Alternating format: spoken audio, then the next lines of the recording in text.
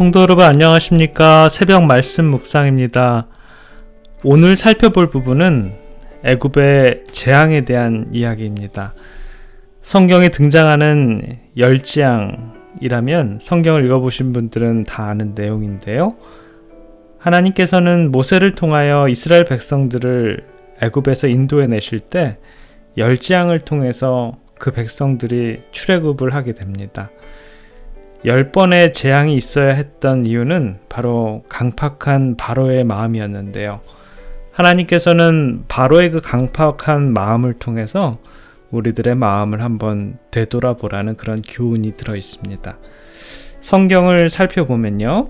출애굽기 5장 1절과 2절에 보면 모세와 아론이 바로에게 하나님께서 이스라엘 백성을 광야에서 절기를 지키게 해달라고 하셨다고 합니다. 그때 바로는 이렇게 대답을 합니다.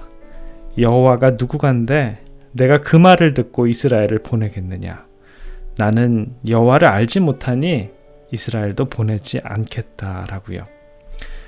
바로의 입장에서는 그들의 전 애굽의 반이 이스라엘 백성, 노예의 계급이어서 이 노예들이 없다 그러면 이 애굽을 통치하기가 쉽지 않은 부분입니다. 바로가 하나님을 모르기 때문에 하나님께서는 강팍한 바로의 마음에 하나님을 알도록 하기 위해서 재앙을 내리기 시작합니다. 지팡이가 뱀으로 변하고 물이 피로 변하고 개구리가 나옵니다. 이럴 때마다 성경은 이렇게 말합니다. 그러나 바로가 숨을 통할 수 있음을 볼 때 그 마음에 완강케 하여 그들을 듣지 아니하였으니 여호와의 말씀과 같더라. 어려운 일이 지나가고 숨을 쉴만 하면 마음이 강팍하게 되어 하나님을 멀리하고 등지게 된다라고 합니다. 어쩌면 저와 여러분들의 삶도 그렇지 않은지요. 어려움이 있을 때는 우리가 하나님께 기도하고 매달렸다가 그 일이 잘 해결되고 나면 언제 그랬냐는 듯이 하나님을 등지고 하나님의 은혜를 잊어버리는 우리들의 모습이 아닌지요. 그리고 온 땅에 이가 출혈하게 됩니다. 출애굽기 8장 19절에는요. 술객들도 이것은 하나님의 권능입니다 라고 자백을 합니다. 그러나 여전히 바로의 마음은 강팍해 되어 그들을 듣지 않았다라고 합니다. 그 노예 계급들을 빼앗기고 싶지 않았던 것이죠. 그 다음에는 파리가 엄습하여 온 땅이 다 파리떼가 뒤덮습니다. 그때 바로가 모세와 아론을 불러 이렇게 이야기를 합니다. 너희는 가서 이 땅에서 너희 하나님께 희생을 드리라 라고 말합니다. 그 강팍했던 마음이 좀 풀렸나요? 아니지요.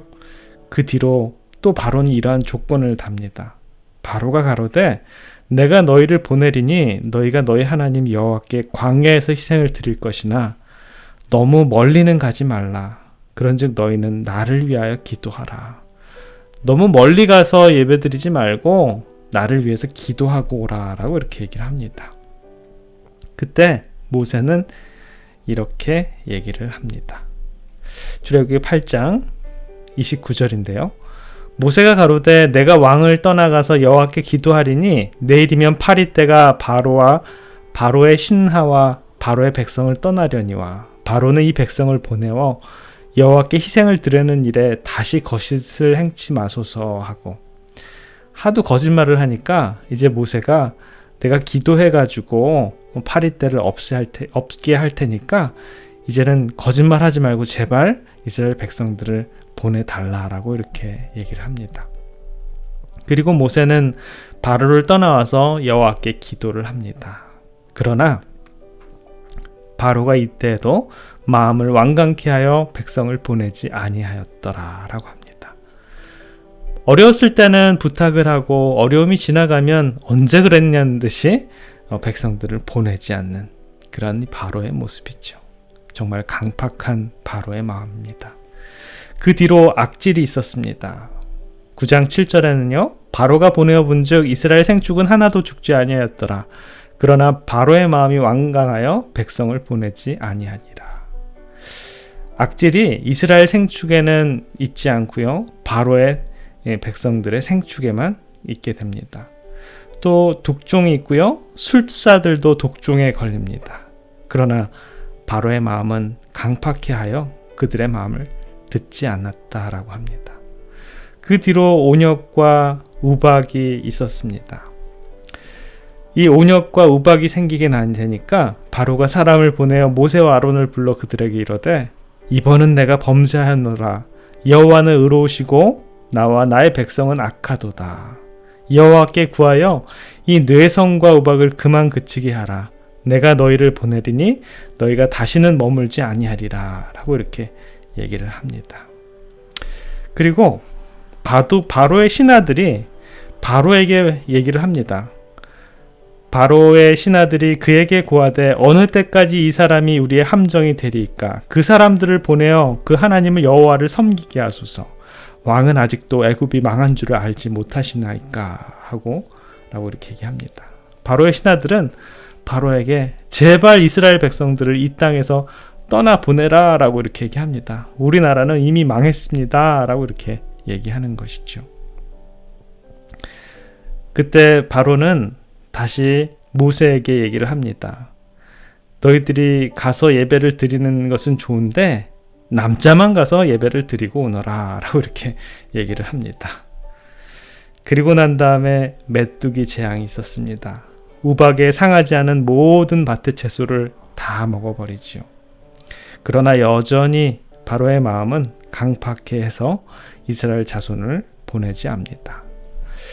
그 뒤로 또 흑암의 재앙이 있었습니다. 바로가 모세를 불러 이르되 너희는 가서 여호와를 섬기되 너희 양과 소는 머물러 두고 너희 어린 것은 너희와 함께 갈지니라.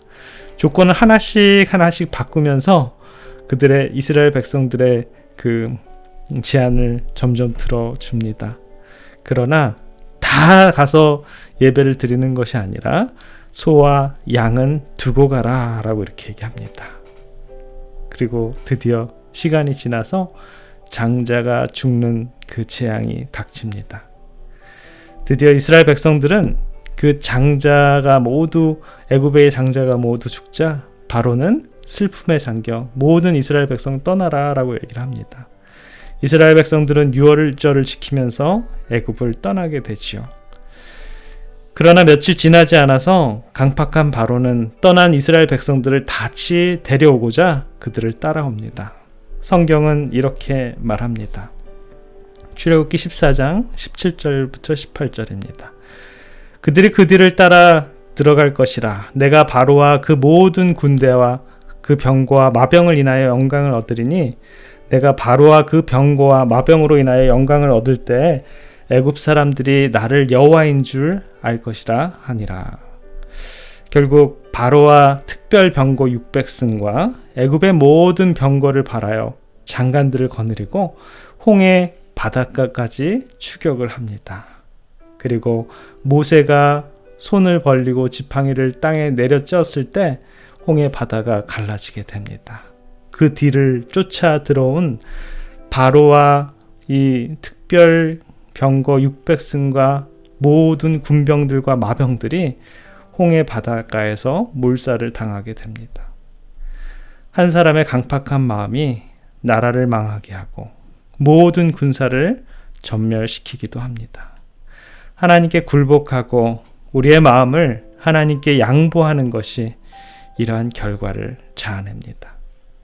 오늘을 살아가는 우리들의 마음도 하나님께 강팍한 마음은 없는지요? 하나님의 길이 아닌 우리들의 길로 바로와 같이 고집을 피우고 있지는 않은지 한번 묵상해 봤으면 좋겠습니다. 기도하겠습니다. 사랑의 아버지 하나님, 우리들에게 바로의 강팍한 마음을 살필 수 있는 시간을 허락해 주셔서 감사합니다.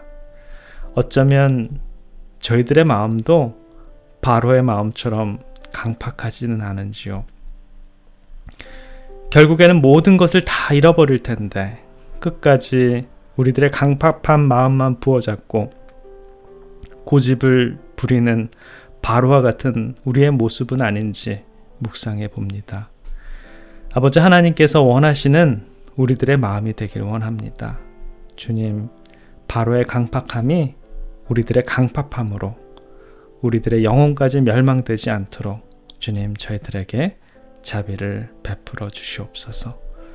오늘도 주님의 깨달음의 하루의 삶이 되도록 주님 인도해 주시옵기를 사랑해 우리 구주 예수 그리스도 이름으로 간절히 기도드립니다.